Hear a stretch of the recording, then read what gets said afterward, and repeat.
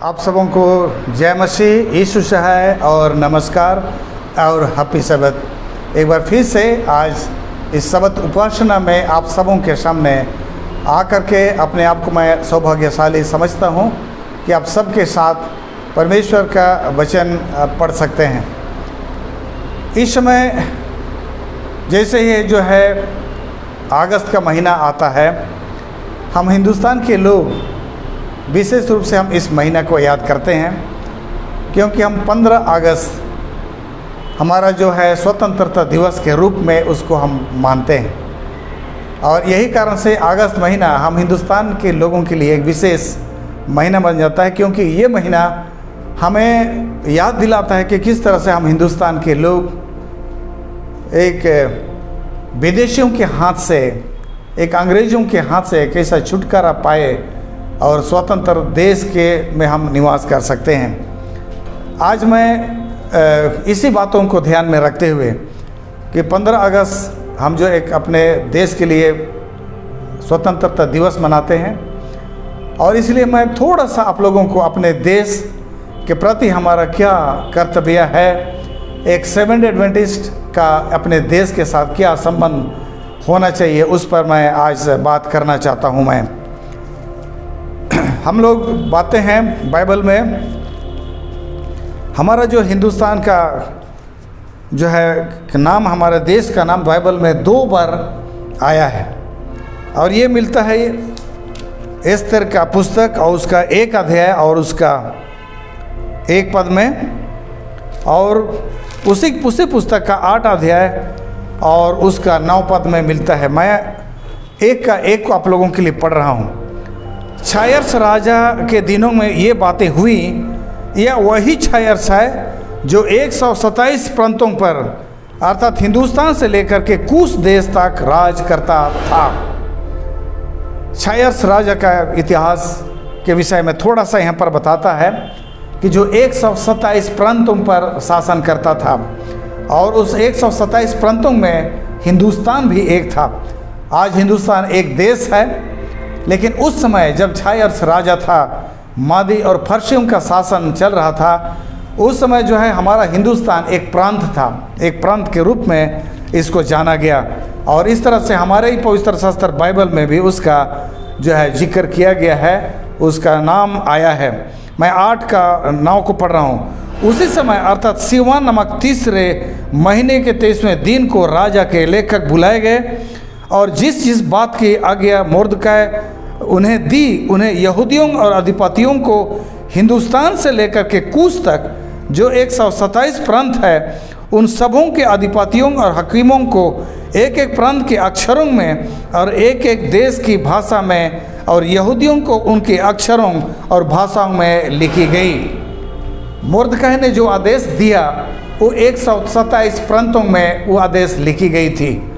और यहाँ पर जब उन चिट्ठियों को लिखा जाता है और उन देशों का नाम आता है, तो हिंदुस्तान का नाम सबसे ऊपर आता है। और मोर्दकाय के द्वारा से जो जारी की गई चिट्ठी जो थी, जिसमें यहूदियों को इकट्ठा होना था, और हामान के द्वारा से उनको सत्यानाश करने का जो तारीख निकाला गया था, आदेश निकाला गया था, उस दिन यहूदियों को अपने सुरक्षा के लिए उनको आदेश दिया गया, उनको सुरक्षा के लिए अधिकार दिए गए, और उनको कहा गया कि अगर कोई जाति अगर यहूदी पर उस दिन हमला करता है, यहूदियों पर हमला करता है, तो इकट्ठा होकर के उनका सामना करें और उनको मार डालें। तो इस तरह के आदेश जो है मोर्दकाय के द्वारा से जो है लिखवाया गया, और सभी देशों के लिए लिखी गई, हमारे हिंदुस्तान के लिए भी लिखी गई थी। बहुत अच्छा होता अगर वो चिट्ठी जो है उसका जो है आशय नीचे लिखी गई है, उस चिट्ठी में क्या लिखा हुआ था, लेकिन एग्जैक्टली वो चिट्ठी हम लोग नहीं पाते हैं। लेकिन पता नहीं उस समय देवनागरी लिपि या तो संस्कृत या हिंदी क्या बोली जाती थी हिंदुस्तान में, लेकिन हिंदुस्तान की भाषा में भी मोर्दकाय का वो आदेश जो है लिखा गया था। इसको हम हमारे देश में जो भेजा गया था और यहाँ पढ़ा गया था, और यहाँ के जो यहूदी यहाँ पर जो पाए जाते थे, उनको भी अपने सुरक्षा का आदेश उसमें दिया गया था। तो इस तरह से हम जो है हमारे इस पवित्र शास्त्र बाइबल में हिंदुस्तान का नाम 2 बार उसका चर्चा हम पाते हैं, जो कि एस्तर की पुस्तक में यह चर्चा किया गया है। तो आज हम जो है हम भी एक देश के वासी हैं। 15 अगस्त को हम अपने जो है देश का स्वतंत्रता दिवस हम मनाते हैं। तो आज हमारे सामने एक सवाल उठता है कि हम अपने देश के प्रति हमारा जो है किस तरह का रवैया होना चाहिए, अपने देश के प्रति हमारा क्या फ़र्ज है, अपने देश के प्रति किस तरह का सम्मान हमें होना चाहिए एक सेवन डे एडवेंटिस्ट के हैसियत से। और इसलिए मैं आगे लूका का पुस्तक उसका 16 अध्याय में प्रभु यीशु मसीह के पास जो है कुछ लोग, कुछ शास्त्री और फरीसी उसके पास आए, और इसलिए आते थे ताकि जो किसी तरह से प्रभु यीशु मसीह अपने बोलने पर कोई गलती कर दे, कोई ऐसा बात बोल दे जो कि उनके लिए एक फांसी बन जाए, फांसी का फंदा बन जाए, ऐसा बात बोल दे जिससे कि यहूदियों को, फरीसियों को प्रभु यीशु मसीह को मार डालने का उनको बहाना मिल जाए। और इसीलिए उन यीशु मसीह को एक सवाल पूछा गया था, क्या हमें कैसर को टैक्स देना चाहिए, क्या हमें कैसर को जो है अपना मलगुजारी देना चाहिए, ये जो है उसको सवाल पूछा था। और प्रभु यीशु मसीह ने उसका जवाब देने के लिए उनके सामने जो एक सिक्का मंगवाया और पूछा कि सिक्के पर किसका नाम अंकित है और इसमें किसका तस्वीर अंकित है, और उन्होंने कहा उसमें कैसर का नाम अंकित है। और उसका जवाब देते हुए प्रभु यीशु मसीह नीचे कहता है, 1 दिनार मुझे दिखाओ, इस पर किसकी छाप और नाम है। उन्होंने कहा कैसर का। 25 पद में लूका का पुस्तक उसका 20 अध्याय और उसका जो है 24 और 25 को पढ़ रहा हूँ मैं, आगे मैं पढ़ रहा हूँ 25 को। उसने उनसे कहा, तो जो कैसर का है वह कैसर को दो और जो परमेश्वर का है वह परमेश्वर को दो। तो प्रभु यीशु मसीह ने साफ साफ यहाँ पर उनको जवाब दिया, जो कैसर का है वो कैसर को दो और जो परमेश्वर का है परमेश्वर को दो। ये दो अलग अलग चीज़ होते हैं। परमेश्वर जो है हमारा परमेश्वर है, उसको हमें उपासना करना है, उसके पीछे हमें चलना है और उस परमेश्वर की हमें सेवा उपासना करना है। लेकिन जो है हम पाते हैं कि हमारी जो सरकार है उसके प्रति भी हमारा कुछ दायित्व हमें बनता है। और इसलिए तब प्रभु यीशु मसीह ने कहा, जो कैसर का है वह कैसर को दो और जो परमेश्वर का है वह परमेश्वर को दो। तो प्रभु यीशु मसीह इस तरह से एक देश के प्रति भी उन्होंने अपना सम्मान व्यक्त किया। और जो सरकार से जो हमारी जिम्मेवारी है, सरकार के प्रति हमारा जो दायित्व है एक देशवासी होने के नाते, उसको निभाने का हमें आदेश दिया। उसी तरह से हम लोग आगे चल कर के हम लोग पाएंगे रोमियों का पुस्तक में, रोमियों का पुस्तक और उसका जो है 13 अध्याय में हम लोग पाते हैं, यहाँ पर बोलते हैं राज के प्रति हमारा कर्तव्य, राज के प्रति हमारा कर्तव्य यहाँ लिखा है, हर एक व्यक्ति शासकीय अधिकारियों के अधीन रहे, क्योंकि कोई अधिकार ऐसा नहीं जो परमेश्वर की ओर से ना हो, और जो अधिकार हैं वे परमेश्वर के ठहराए हुए हैं। बाइबल बहुत साफ साफ कहती है कि कोई भी अधिकार ऐसा नहीं है, चाहे राष्ट्रपति का अधिकार, चाहे तो प्रधानमंत्री का अधिकार, क्षेत्रीय लेवल पर हमारे जो ताल्लुकात होते हैं, थाना होते हैं, पंचायत होते हैं, उसमें भी अधिकारी पाए जाते हैं जो कि हमारे सुरक्षा के लिए, देश को एक सुचारू रूप से प्रशासन चलाने के लिए वो लोग होते हैं। हमारा उनके प्रति दायित्व बनता है। और बाइबल कहता है कि सारे अधिकारियों के अधीन रहें, और उन ऐसा कोई भी अधिकार नहीं है जो परमेश्वर की ओर से नियुक्त किया गया ना हो। मैं पढ़ता हूँ 2 पद को, मैं रोमी 13:2, इसलिए जो कोई अधिकार का विरोध करता है वह परमेश्वर की विधि का सामना करता है। जो कोई भी परमेश्वर के अधिकार का विरोध करता है वो परमेश्वर की विधि का सामना करता है। परमेश्वर ने जो विधि बनाया है, परमेश्वर ने जो विधि नियुक्त किया है, हम उसका सामना कर रहे हैं। देश के अधिकारियों का अगर हम सम्मान नहीं कर रहे हैं, उनके प्रति जो हमारा दायित्व है उसे अगर हम निभा नहीं रहे हैं, तो हम परमेश्वर का सामना कर रहे हैं। क्योंकि परमेश्वर ही है जो इन सारे दायित्वों को, परमेश्वर ही है जो इन सारे अधिकार और अधिकारी को वो नियुक्त किया है। इसलिए तब जो है उनका सामना करना, हम परमेश्वर का सामना करते हैं। और आगे करता है, और सामना करने वाले दंड पाएंगे, सामना करने वाले दंड पाएंगे। तो इस तरह से जो है अगर हम उन अधिकारों को जो है हम सम्मानित नहीं करते हैं तो हम दंड पाएंगे। ये हमारे पवित्र शास्त्र हमें सिखाता है। आगे कहता है, क्योंकि हकीम अच्छे काम के लिए नहीं परंतु बुरे काम के लिए डर का कारण है। कोई भी अच्छा काम करने के लिए नहीं, लेकिन बुरे काम के लिए दंड का कारण है, डर का कारण है।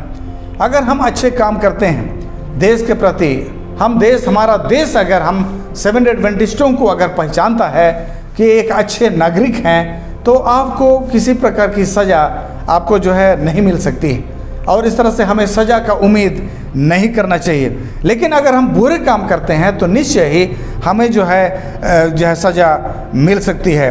इसलिए आगे कहता है, अतः यदि तू हकीम से निडर रहना चाहता है तो अच्छा काम कर और उसकी ओर से तेरी सराहना होगी। इसलिए अगर तू निडर रहना चाहता है, किसी प्रकार से जो है बिना डर कर रहना चाहता है, तो कहता है हकीम का जो है उसका अच्छा काम कर, अच्छा काम कर, तो हकीम की ओर से जो है तेरी सराहना होगी। तो बाइबल हमें जो है अच्छा काम करने के लिए निर्देश देता है।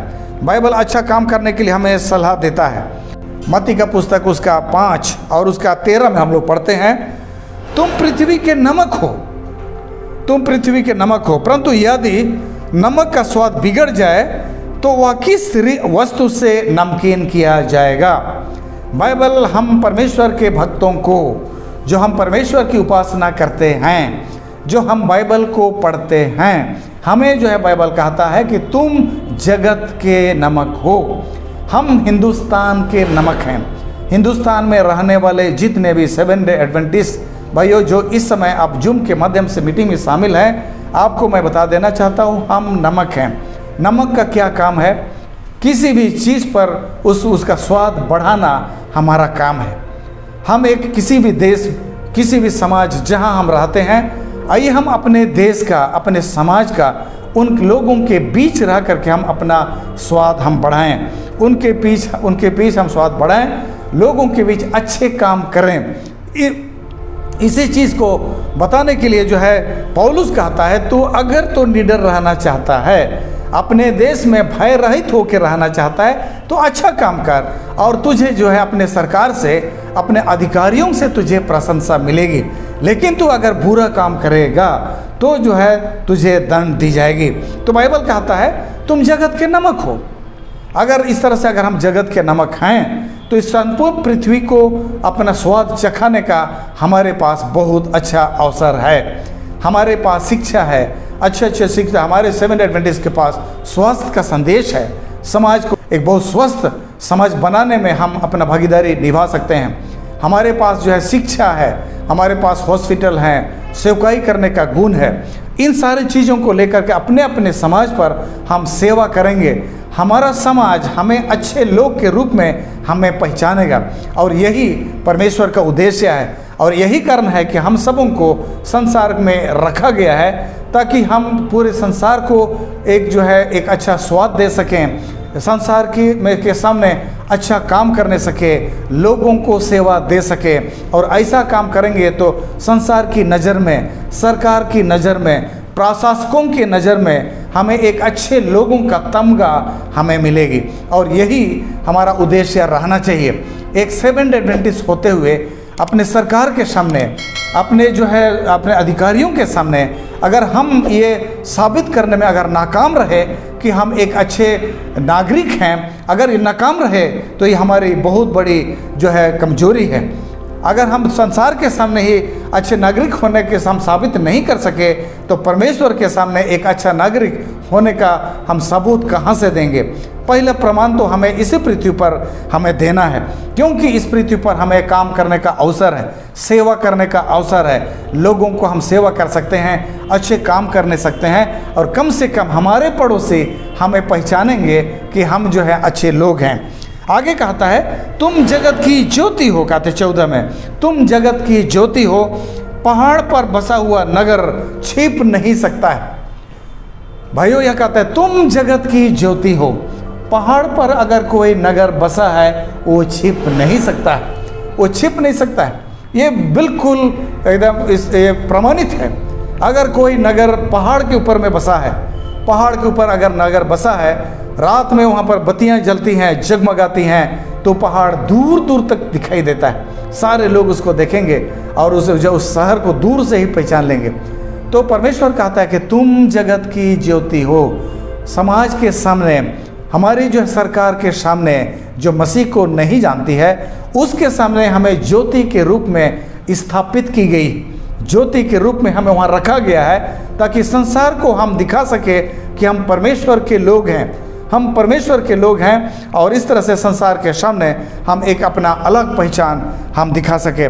इसीलिए रोमियों का पुस्तक उसका 13 अध्याय यहाँ कहता है, अतः यदि तू हकीम से निडर रहना चाहता है तो अच्छा काम कर और उसकी ओर से तेरी सराहना होगी। अपने हकीमों से, अपने प्रशासकों से हमें जो है निडर रहना है, उनसे किसी तरह का भय नहीं खाना है। तो हमें सारे उनका जो है सम्मान करना होगा, अच्छा काम करना है, अच्छा काम करना है, ताकि जो है हमें सराहना मिलेगी।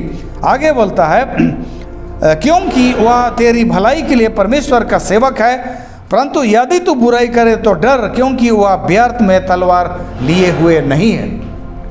कहता है हमारी भलाई के लिए, हमारे अच्छे के लिए परमेश्वर ने उसको एक सेवक का रूप में रखा है, और साथ में उसके हाथ में एक तलवार भी थमा दिया है। उसको दंड भी देना है, सज़ा भी देना है बुरे लोगों के लिए, और बुरा जो सज़ा जो है सिर्फ बुरे लोगों के लिए होना चाहिए। और एक 7 डे एडवेंटिस्ट लोग होने के नाते हम 7 डे एडवेंटिस्ट लोगों को उस बुरे लोगों की श्रेणी में कभी नहीं आना चाहिए। हम अच्छे लोगों की श्रेणी में हमें अच्छा रहना चाहिए। आगे कहता है, इसलिए अधीन रहना न केवल उसके क्रोध के डर से, परंतु विवेक भी यही गवाही देता है, यही गवाही। इसलिए कर भी दो, क्योंकि शासन करने वाले परमेश्वर के सेवक हैं और सदा इसी काम में लगे रहते हैं। सरकार के प्रति हमारी बहुत सारी जिम्मेवारी है कि हम उसका जो पालन करें, और उसमें बोलते हैं कर भी दो, परमेश्वर को कर भी दो, क्योंकि वो परमेश्वर के द्वारा से ठहराए हुए हैं। और जो कर हम देते हैं, जो मालगुजारी हम देते हैं, उसी से जो है देश चलता है। बहुत सारे गाँव में मैं देखा हूँ, बहुत सारे गाँव में देखा जहाँ पर कि लोग जो है मालगुजारी नहीं देना चाहते हैं। मैं जब बिहार में मैं काम कर रहा था तो मैंने बहुत सारे लोगों का घर देखा। अंदर से तो उन्होंने घर को प्लास्टर कर रखा है, लेकिन घर के बाहर से उन्होंने प्लास्टर नहीं किया गया। वहाँ अगर आप देखें छोटे छोटे शहरों में अधिकतर घर जो है बाहर से प्लास्टर किया हुआ नहीं है, ईंटें जोड़ दी गई है और ऐसे ही उसको छोड़ दिया गया। मैंने जानना चाहा कि लोग क्यों अपना घर को बाहर से प्लास्टर नहीं करते हैं, अंदर से तो अच्छा चमका के रखे हैं लेकिन बाहर से प्लास्टर नहीं किए हैं। तब एक व्यक्ति ने मुझे उसका रहस्य समझाया। घर जब बाहर से प्लास्टर नहीं है तो घर जो है अनकम्प्लीटेड गिनती किया जाएगा। वो घर जो है पूरा हो गया है, वो घर पूरी तरह से बन गया है, उसको प्रमाणित नहीं होता है, वो अधूरा है। और इसीलिए घर, क्योंकि घर अधूरा है और अधूरा है तो उनको घर का टैक्स देना नहीं पड़ेगा। अपना टैक्स बचाने के लिए लोग अपना घर का जो प्लास्टर ना करके उसको अधूरा छोड़ देते हैं। अगर हम टैक्स दे किसी तरह से उसका बहानाबाजी करते हैं, घर को प्लास्टर नहीं करते हैं बाहर से, और हम सरकार को टैक्स नहीं देते हैं, तो हम एक बहुत बड़ा गलत काम कर रहे हैं। क्योंकि हमारा टैक्स से सरकार के अधिकारियों को सैलरी और देश चलाने के लिए उसी पैसा का उपयोग होता है। और इसलिए जो है अगर आप टैक्स नहीं दे रहे हैं तब सरकार का, अधिकारियों का आप अपमान कर रहे हैं, और ये अधिकारी परमेश्वर की ओर से ठहराए हुए हैं। अगर अधिकारियों का आप सामना कर रहे हैं, आप परमेश्वर का सामना कर रहे हैं। तो ये बाइबल हमें सिखाती है। तो इस 15 अगस्त के दौरान पर और इस अगस्त महीने में आप लोगों को यह संदेश मैं देना चाहता हूं कि एक 7 डे एडवेंटिस्ट होने के नाते देश के प्रति, अपने अधिकारियों के प्रति हमारी कितनी जिम्मेवारी है, और हमें उन सारे जिम्मेवारियों को बखूबी निभाना चाहिए। आगे कहता है, इसलिए हर एक का हक चुकाया करो, जिससे कर चाहिए उसे कर दो, जिससे महसूल चाहिए उसे महसूल दो, जिससे डरना चाहिए उसे डरो, जिसका आदर करना चाहिए उसका आदर करो। तो ये हमारे लिए आदेश है अपने सरकारी अधिकारियों के प्रति, समाज के अधिकारियों के प्रति। हमारी ये जिम्मेवारी है कि हम जो है उनका सम्मान करें, उनका मान इज्जत करें। बहुत बार आजकल हमारे बहुत सारे जो बाइबल के एक्सपर्ट हैं, बाइबल के जो है लोग हैं, प्रभु यीशु मसीह इस पृथ्वी पर जल्दी आ रहा है, बहुत जल्दी आ रहा है। इसके बहुत सारा बातें हो रही है आजकल, और बहुत सारे लोगों को मैं देखता हूँ कि बहुत सारे लोग जो है प्रभु यीशु मसीह आने से पहले एडवेंटिस्ट लोगों को सताया जाएगा। इस बात को जो है हमारे एडवेंटिस्ट लोग उसको अपने सिर पर बैठा के रखे हैं कि हम जब दुनिया के अंत के समय में हम 7 एडवेंटिस्ट लोगों को सताया जाएगा, और इस बात को वो लोग अपने सिर पर रखे हैं। और जब सताया जाएगा तो मैं कहाँ भागूंगा, इसी चीज़ का वो लोग खोजते रहते हैं, इसी को खोजते रहते, कहाँ मैं भागूंगा, कहाँ जाऊंगा। तो अगर आप देखेंगे तो क्यों परमेश्वर के लोगों को सताया जाएगा, क्यों उनको सचमुच में सताया जाएगा, कि क्या उनका बचने का कोई और तरीका भी है, कोई और तरीका भी है। आइए मैं आप लोगों को एक पदस्थल आप लोगों को मैं पढ़ करके सुनाना चाहता हूँ और उस पर थोड़ा सा व्याख्या करना चाहता हूँ। लूका का पुस्तक उसका 16 अध्याय और उसका 9 पद को मैं पढ़ रहा हूँ। लिखा है, और मैं तुमसे कहता हूँ कि अधर्म के धन से अपने लिए मित्र बना लो, ताकि जब वह जाता रहे तो वे तुम्हें अपने अनंत निवासों में ले लें। इस पदस्थल को मैं बहुत दिन से मैं नहीं समझता था, लेकिन अब मैं उसको थोड़ा सा अपने हिसाब से मैं व्याख्या करना चाहता हूँ। लिखता है, मैं तुमसे सच कहता हूँ कि अधर्म के धन से अपने लिए मित्र बना लो, ताकि जब वह जाता रहे तो वे तुम्हें अनंत निवासों में अपने अनंत निवासों में ले लें। कहता है अधर्म के धन, हमारे पास जितने भी धन दौलत हैं, सारे धन दौलत को हमारे जो है उसको अधर्म का धन की संज्ञा दी गई है। इसलिए बाइबल कहता है कि अपने धन जो है स्वर्ग में जमा करो, और अगर हम इस पृथ्वी पर कोई धन जमा किए हैं वो अधर्म का ही धन है। कहता है अधर्म का धन, इससे अपने लिए मित्र बना लो, अपने लिए मित्र बना लो। बाइबल में जो है हमारे पास परमेश्वर हमें धन संपत्ति देता है, परमेश्वर हमें बहुत सारा तोड़ा हमें दिया है, हमें तोड़े दिए गए हैं, हमें धन संपत्ति दिया गया है, हमें जो है बहुत सारे और भी वरदान दिए गए हैं। अपने समाज में जहाँ पर हम रहते हैं, हमारे धन संपत्ति लोगों की सेवा में, लोगों की मदद करने में आना चाहिए। ये आपको मौका देता है कि आप अपने पड़ोसियों से, आपके अगल बगल के लोगों के साथ आप कैसा संबंध रखते हैं। तो बोलता है अपने लिए मित्र बना लो, अपने धन से ही मित्र बना लो, या अपने तोड़े से ही मित्र बना लो, या अपने जो व्यवहार से ही मित्र बना लो। हम सभी लोगों को अपने समाज में जहाँ भी हम लोग रहते हैं, आसपास के सारे लोगों को मित्र बनाना चाहिए।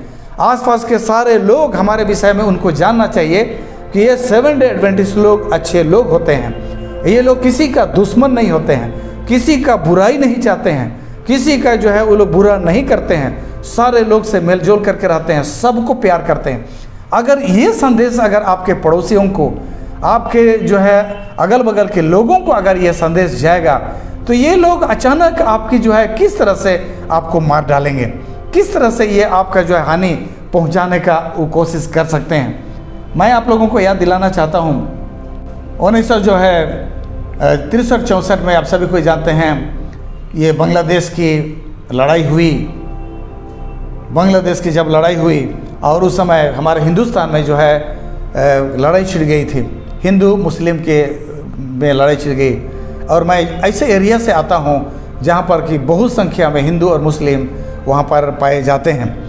और इस तरह से क्या कि बांग्लादेश का समस्या हमारा हिंदुस्तान तक उसका समस्या बढ़ गई, और क्योंकि वहाँ समस्या हो रही थी और इसलिए हमारे हिंदुस्तान में हिंदू और मुस्लिम के बीच में लड़ाई छिड़ गई थी।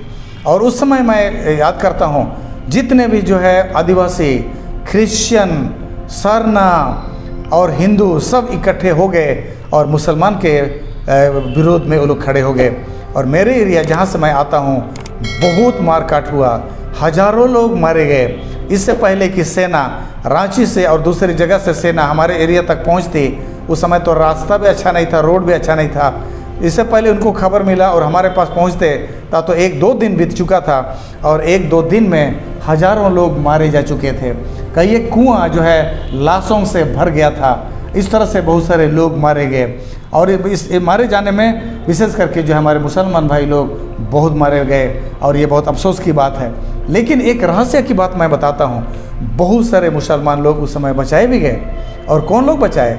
वही हिंदू लोग बचाए। कौन लोग बचाए? वही क्रिश्चियन लोग बताए। हालांकि यही लोग जान के दुश्मन है, उनको मार रहे हैं, लेकिन बहुत सारे जो मुस्लिम भाई लोग या जिनका जो है रिश्ता हिंदुओं के साथ, जिनका रिश्ता जो है क्रिश्चियन लोगों के साथ, सरना लोगों के साथ था, उन्होंने उनके पास जा कर के देखा है, दोस्त जो है देखिए आप, मेरा जान खतरे में पड़ गया है, हमको अब कोई नहीं बचा सकता है, आप मेरे दोस्त हो, अगर आप चाहते हैं तो मुझे बचा लीजिए। इस तरह से बहुत सारे लोगों ने, हालांकि जो हिंदू और क्रिश्चियन और सरना मिल करके जो है मुसलमान को मार रहा है, लेकिन वही मुसलमान वही हिंदू के पास, वही क्रिश्चियन के पास, वही सरना के पास वो लोग चले गए और उनसे निवेदन किए कि आप लोग मेरे परिवार को बचा लीजिए। और बहुत सारे हिंदुओं ने, बहुत सारे जो है क्रिश्चियनों ने, बहुत सारे सरना लोगों ने, बहुत सारे मुसलमान को, जिनके साथ उनका दोस्ती था, जिनके साथ उनका भरोसा था, उनको अपना गांव घर में शरण लिए, छिपा दिए जब तक समस्या ख़त्म नहीं हुई और उनका प्राण बचा लिए। तो यहाँ आप लोगों को मैं ये समझाना चाहता हूँ, कहता है मित्र बना लो, अपने जो है अधर्म के धन से मित्र बना लो। आप जब तुम्हें संकट आएगा, जब तुम्हें समस्या आएगा, तो वे तुम्हें अपना अनंत निवासों में ले लेंगे और वे तुम्हें बचाएंगे। तो ये बाइबल हमें सिखाती है। तो अपने देश में, अपने देश के प्रति, अपने समाज के प्रति हम किस तरह का दायित्व निभा रहे हैं। हमारे देश के सरकार और हमारे जो पड़ोस के लोग, हमारे स्थानीय प्रशासन हमारे विषय में क्या जानता है, ये जो है मायने रखता है कि हमारे ऊपर में जब संकट और विपत आएगी उस समय हमारी क्या स्थिति होगी, वो उस पर निर्भर करता है कि आज आपने अपने क्षेत्र में अपना पहचान किस तरह से बनाया है। आइए मैं आप लोगों को कुछ उदाहरण देना चाहता हूँ। जब बाइबल में भी इस तरह के बहुत सारे आपको उदाहरण मिल जाएंगे जिन बातों को मैं आप लोगों को मैं बता रहा हूँ। आइए मैं आप लोगों को दानियल का पुस्तक मैं ले चलता हूँ। दानियल का पुस्तक में आप लोगों को हम पढ़ेंगे दानियल का 6 अध्याय में। यहाँ पर हम लोग पाते हैं दानियल को सिंहों के मंद में उसको डाल दिया गया। सिंह के मंद में उसको जब डाला गया, उसके लिए प्लॉटिंग किया गया, उसके लिए नियम बनाया गया। कुछ दुष्ट लोग थे जिन्होंने एक ऐसे नियम बनाए जिसमें जो दानियल फंस गया, क्योंकि उनको 1 महीना तक अपने ईश्वर से, अपने देवताओं से प्रार्थना नहीं करना था। लेकिन दानियल ने तो प्रार्थना किया, और जब उसके चुगली करने वालों ने राजा को बताया कि दानियल ने तो प्रार्थना किया है और अब उसको सज़ा मिलना चाहिए, और सज़ा क्या मिलेगा, उसको शेर के मंदे में फेंक दिया जाए। और इसलिए जब उसको शेर के मंदे में जब उसको फेंकने की बात हुई तो राजा, यहाँ पर 14 पद में कहता है, यह सुनकर राजा बहुत उदास हुआ और दानियल को बचाने के उपाय सोचने लगा और सूर्य के अस्त होने तक उसे बचाने का प्रयत्न करते रहा। दानियल को फंसा दिया गया, अब उसको शेर के मंदे में उसको फेंका जाना है, लेकिन राजा उसको बचाने का कोशिश किया, पूरी भरसक कोशिश किया। क्यों बचाने का कोशिश किया? क्योंकि दानियल ने अपने देश में, अपने लोगों के बीच में, अपने प्रशासन के बीच में एक ऐसा रिपुटेशन, एक ऐसा पहचान बना लिया था, एक अच्छे व्यक्ति होने का सर्टिफिकेट हासिल कर लिया था। वो अच्छा व्यक्ति था, राजा जानता था अच्छा व्यक्ति था, बहुत सारे लोग जानते थे, और राजा उसको बचाने का कोशिश किया। हालांकि कानून के से बंधे होकर राजा उसको नहीं बचा सका, परमेश्वर उसको बचाया। लेकिन एक बात हमें जानना चाहिए कि राजा उसको बचाने का कोशिश किया। तो इसी तरह से अगर हम अपने समाज में, अगर हम एक अच्छे रिपुटेशन के साथ हम जिएंगे, अच्छी तरह से रहेंगे, तो हमारे बीच में जब जो है इस तरह से कोई समस्या आएगी तो कोई ना कोई आपको ज़रूर बचाएगा। भागने का ही हम लोग चिंता करते रहते हैं। बहुत सारे लोग आजकल तैयारी कर रहे हैं कि अंतिम समय आएगा, संकट का समय आया तो जंगल में भागेंगे। भैया, जंगल में भागने से पहले, उससे पहले मैं आपको सलाह देता हूं, आप जो अपने समाज में काम करना शुरू कीजिए, अपना रिपुटेशन बदलिए, लोगों के साथ मित्रता बनाइए, उनके दोस्त बनाइए, और आपके बहुत सारे उपाय निकलेंगे, जो कि चाहे कितना भी घोर संकट आएगा। एक और उदाहरण मैं आप लोग को बताना चाहता हूँ। एस्थर का पुस्तक में मोर्दकाय, जो कि एस्थर का चाचा था, एक बार ऐसा हुआ कि 2 व्यक्ति थे जो राजा को जो है मार डालना चाहते थे। उन्होंने एक ऐसा प्लॉटिंग किया, उन्होंने एक ऐसा चाल चला जिससे कि वो लोग योजना बनाए ताकि जो है राजा को जो मार डाले। मोर्दकाय को पता चला, जो कि एस्थर का चाचा था, और उसने इस बात को राजा को पहुंचा दिया कि आपको मारने का प्रयास किया जा रहा है, और बिक्तन और तेरेस नाम का 2 व्यक्ति आपको मारना चाह रहे हैं। ये खबर जो है एस्थर के द्वारा से राजा के पास पहुंचा दिया। अब राजा जब उसको इंक्वायरी बैठाया, वहाँ पर लगा दिया कि इस बात का पता लगाया जाए, और जब पता लगाया गया तो बात सच निकला कि सचमुच में बिक्तन और तेरेस नाम का व्यक्ति राजा को मार डालना चाहते थे। और इसलिए तब जो है उनको सज़ा दी गई, उनको मौत की सज़ा दी गई। और ये बात बिक्तन और तेरेस नाम का 2 व्यक्ति राजा को मार डालना चाहते थे, और इस भेद को मोर्दकाय ने प्रकट किया था। ये बात इतिहास में लिख दी गई, लेकिन तब जो है लिख दी गई और उसको छोड़ दिया गया। बहुत दिन के बाद जो है राजा एक दिन उसको नींद नहीं है। 6 पद में हम लोग पाते हैं, 6 अध्याय में हम लोग पाते हैं राजा को नींद नहीं आई, और नींद नहीं आने के कारण से उसी इतिहास को निकाल करके जब पढ़ने लगा तो वहीं पहुंचा जहां पर कि ये बात लिखी गई थी। बिक्तन और तेरेस नाम का 2 व्यक्ति राजा को मार डालना चाहते थे, और मोर्दकै ने इस भेद को खोल दिया और इस तरह से राजा का प्राण बच गया। तो राजा तुरंत तो सवाल पूछता है कि और मोर्दकै को क्या उसका प्रतिफल मिला? तो लोगों ने बताया उसको कोई भी प्रतिफल नहीं मिला। राजा कहा ऐसा नहीं हो सकता है, उसको तो प्रतिफल देना ही चाहिए। और इस तरह से आगे चल करके हम लोग पाते हैं मोर्दकै को घोड़े पर सवार कराया गया और उसको पूरे शहर पर उसको घुमाया गया। इतना ही नहीं, कहानी धीरे धीरे करके मोड़ करके जाती है और वही मोर्दकै आगे चल करके वो जो है उस सेनापति का पद जो हासिल करता है। तो यहाँ पर आप लोग देख सकते हैं एक गैर मसीही देश में एक विश्वासी मसीही जो प्रभु यीशु मसीह का भक्त विश्वासतापूर्वक देश के प्रति अपना कर्तव्य निभाता है, और किस तरह से वो जो है सिंहासन तक पहुंचता है, किस तरह से वहाँ का वो जो है सेनापति तक बन जाता है। यही कहानी मैं आप लोगों को बता सकता हूँ। जोसेफ के मामले में जोसेफ को उसके भाइयों ने बेच दिया, जोसेफ को जो है उसका मालिक के पत्नी ने उसको धोखा दिया, और इस तरह से फाइनली जोसेफ जो है वहाँ पर जेल पहुँच गया। लेकिन जोसेफ ने कभी बुरा काम करना शुरू नहीं किया। वो एक अच्छे व्यक्ति वो बने रहने का कोशिश किया, और जेल में भी वहाँ जेल प्रशासन भी जब देखा तो उसको जो है उन सारे कैदियों का उसको मॉनिटर और उसको जो प्रमुख बना दिया ताकि दूसरे कैदियों को वो देखभाल करे। और इसी सिलसिले में हम लोग पाते हैं उसने 2 कैदियों का सौपन बताया, और ये जब सौपन जो सच निकली, और यही बात आगे चल करके जब राजा ने भी सौपन देखा तो राजा तक जो ये बात पहुंचती है, और जोसेफ एक अच्छे व्यक्ति होने के कारण से, ईमानदार व्यक्ति होने के कारण से वो राजा के नज़र तक में पहुंचता है, और राजा उसको वहाँ का भी प्रधानमंत्री बनाता है। तो मैं आप लोगों को याद दिलाना चाहता हूँ कि हमें अपने सरकार के प्रति एक 7 डे एडवेंटिस्ट लोगों को हमें एक अच्छे व्यक्ति, एक अच्छा नागरिक हमें बन करके रहना है। अगर आज हम अपने धन से, अपने दोस्ती से, अपने व्यवहार से अच्छा नागरिक अगर हम बन करके रहेंगे तो निश्चय ही जो है आने वाले दिनों में जब हमारे सामने संकट आएगा, विपत आएगा, क्योंकि आप सभी को मालूम है, बिल्कुल मालूम है कि हम एडवेंटिस्ट लोगों के लिए अच्छे दिन नहीं आने वाले हैं। आपका भविष्य में बहुत संकटमय दिन आने वाला है। आपका समाज आपका दुश्मन बन सकता है, आपका देश के सरकार आपकी दुश्मन बन सकती है, आपके अधिकारीगण आपके दुश्मन बन सकते हैं। लेकिन अगर आज जब संकट नहीं आया है, जब समस्या नहीं आई है, तो आज आप लोग से मैं निवेदन करता हूं कि एक देश का एक अच्छा नागरिक बनिए, ताकि आपका लोकल प्रशासन और जो है आपके देशवासी, आपके पड़ोसी आपको पहचान सके कि ये लोग बहुत अच्छे देशभक्त हैं, बहुत अच्छे नागरिक हैं, सारे लोगों की ईमानदारी से सेवा करते हैं। अगर ये आपके पड़ोसियों को, आपके अधिकारियों को अगर इस तरह की आपके विषय में खबर रहेगी, तो जब संकट का समय आएगा आपका संकट सहने योग्य होगा, आपका संकट में आपको मदद मिलेगी। और जिस संकट से आप डर रहे हैं, हो सकता है उस संकट से आप बच जाएंगे।